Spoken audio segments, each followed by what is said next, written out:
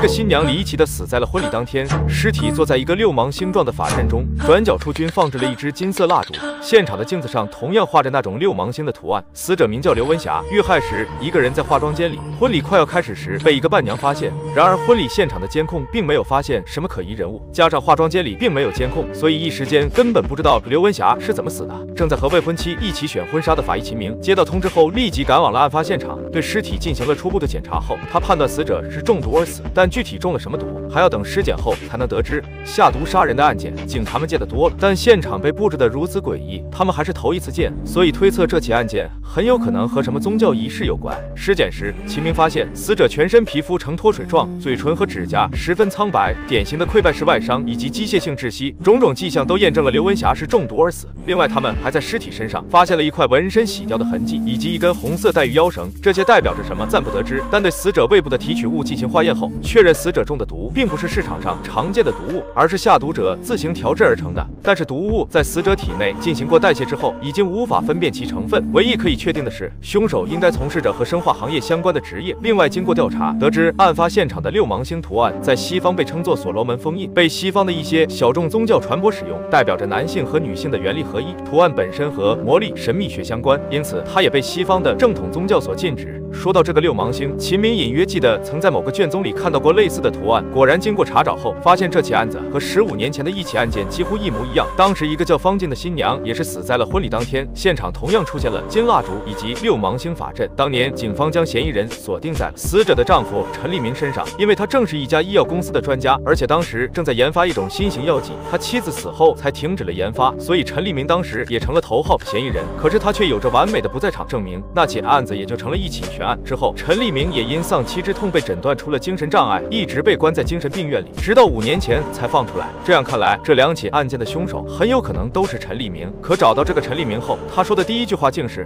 凶手找到了吗？”之后对陈立明进行询问时，他又表示时间太久，完全不记得当初妻子遇害时的情况了，只是一直在催促警方尽快破案。因为没有证据，秦明他们也只能暂时离开。接着又去找刘文霞的丈夫询问情况，可此人却只知道哭，啥也没问出来。无奈，秦明他们只好先回局里。可很快，他们就又有了一条新的线索。刘文霞婚礼当天，有一个叫孟乐的男人不请自来，是刘文霞的同事。关键是他正在写一本关于婚姻和爱情的文章，取材就是15年前方静的那起案件。秦明等人随即就找到了这个孟乐，可他却表示，他和刘文霞只是因为竞争某个职位闹了点小矛盾，之所以不请自来，是想缓和一下2人的关系。而能写出那篇取材于15年前的婚礼谋杀案的文章，是因为他之前采访过陈立明，了解过那起案件的全部细节。如此说来，孟乐也早就知道刘文霞的案件和当年方静的案件非常的相似，可却一直没有站出来说明。因此，秦明他们判断孟乐也有很大的嫌疑，但是同样没有证据，所以只好再次选择离开。可就在他们苦于不知该如何破案的时候，另一起婚礼谋杀案发生了。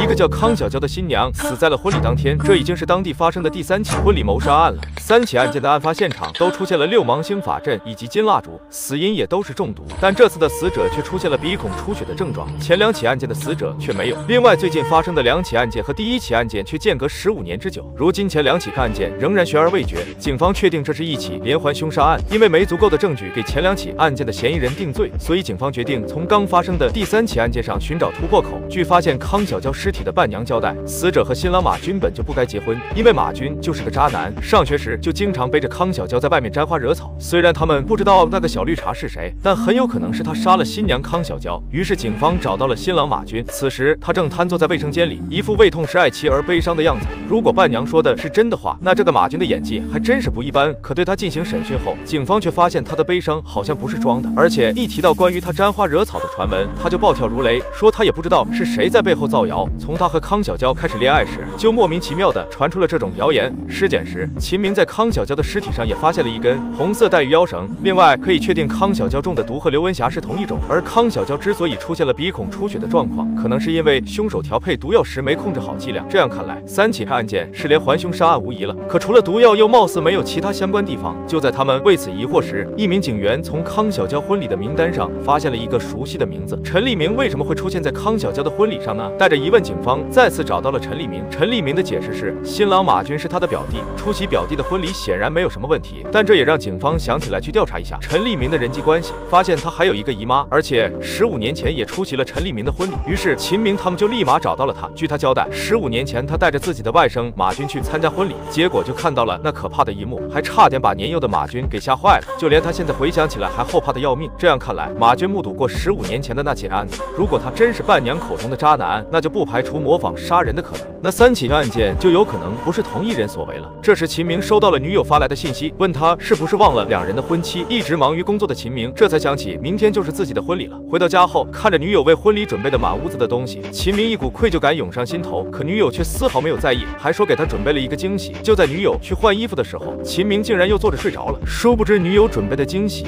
竟然也是一根红色带鱼腰绳。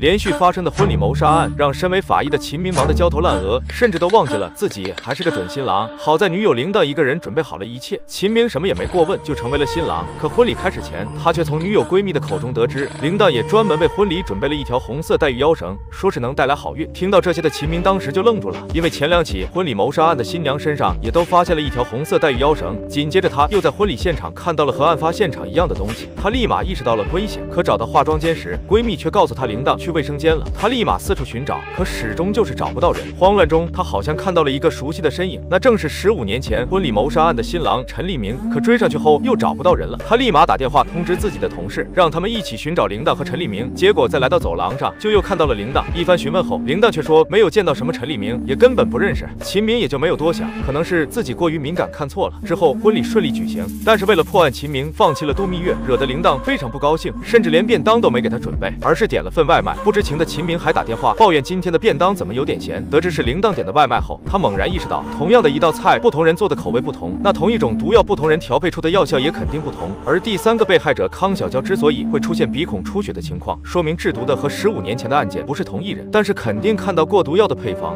难道这3起案件并不是同一人所为，而是模仿杀人吗？他们首先对刘文霞的案件进行了分析，唯一的嫌疑人孟乐会有什么杀人动机呢？秦明忽然想到之前好像在他的手臂上看到过一个纹身。不仅如此，他一直还有个疑问，就是孟乐先前为什么会去采访陈立明？当年警方并没有对外公布方静的案子，按理说他不应该知道那起案件才对。对此，孟乐的解释是，他和刘文霞是大学同学，他知道刘文霞大学期间采访过方静，后来又从他口中得知了那起案件，为了了解案件细节才去采访的陈立明。接着秦明又问道，为什么他的纹身和刘文霞身上被洗掉的纹身很相似？孟乐眼见瞒不住，便交代了他和刘文霞早就相恋多年的事情，后来因为一些因素，刘文霞不得不和别人结婚，2人才被迫分开，但并没有彻底断了交往。谈到这里，秦明有了个大胆的猜测，那就是刘文霞的丈夫发现了她和孟乐秘密交往后，便模仿方静的案子，在婚礼当天杀害了刘文霞。当他们找到刘文霞的丈夫，说抓到凶手时，男人明显愣了一下，然后才假装高兴地说：“太好了，你们可算抓到凶手了。”秦明见状也不废话，直接拿出了他最近购买几种处方药的清单，而这些药正是调配毒药所需要的。面对铁证，刘文霞的丈夫被迫承认了罪行。他早些时候无意间看到了刘文霞采访方静的资料以及其中的毒药成分表，想到未婚妻和孟乐的苟且之事，才痛下的杀手。至此，刘文霞的案件终于告破。可另外2起案件的凶手又是谁呢？15年前的案件是不好查了，但是康小娇的案件可以。根据刘文霞案件的结果，他们再次找到了康小娇的丈夫，可他明显还是很悲伤，而且得知警方怀疑他后，整个人更是异常的愤怒。在外面看着一切的秦明，心里泛起的嘀咕，看来依葫芦画瓢来破案是行不通了。他翻看剩下2起案件的资料，忽然发现陈立明婚礼当天的一张合影上，其中的小男孩正是马军，可一旁的小女孩怎么感觉有点熟悉？尤其是那个摸嘴的动作。他忽然想到了发现尸体的那个伴娘，没错，她就是照片中的小女孩。她当年也在陈立明的婚礼现场，虽然当时年纪小，但绝不至于对当年的案件没有一点印象，所以伴娘肯定有问题。警方立马找到了这个伴娘，看到警方找上门后，他也不再隐瞒，因为他杀害了康小娇之后也非常的后悔，他当时也只是为了爱情一时上脑。原来当年在陈立明的婚礼上，年纪上小的他就对同样年幼的马军产生了好感，后来2人又巧合的考上了同一所大学，可马军却喜欢上了别人。天真的他还以为康小娇死了，马军就会和他在一起，于是便决定在婚礼上杀了他，还把现场布置的和15年前一样。而他之所以有那种毒药，是因为他当年在陈立明的婚礼上捡到了一个小瓶子，后来他也听说方静死在了婚礼上，小时候还没在意，长大后才意识到小瓶子里装的就是那种毒药，于是就偷偷下入了康小娇的饮料里。而康小娇娇之所以会有鼻孔出血的症状，就是因为毒药长期封存变质导致的。至此，最近发生的2起案件都结案了。那15年前方静的案子又是怎么回事呢？难道真的是陈立明干的吗？可为什么当年装毒药的瓶子会出现在现场，而15年后的2起却没有？后2起都是他杀，凶手自然会带走毒药，难不成方静是自杀？带着疑问，秦明调查了方静的个人信息，发现他确实和某西方小众教派有关。一开始只是出于工作原因，把资料发在了网上，而当时为了完成学术论文的刘文霞刚好看到了网上的资料，才对方静进行了采访，2人就是这样牵扯上的。但是后来随着研究的深入，方静慢慢深陷其中，甚至开始相信只有在婚礼当天献祭自己才能解脱。但是他有什么想要解脱的烦恼，已经无从得知。陈立明得知这个真相后，一时间根本无法相信，他苦苦追寻了15年的真相，得到的却是妻子自杀的。当然，方静想要解脱什么，只有他才知道。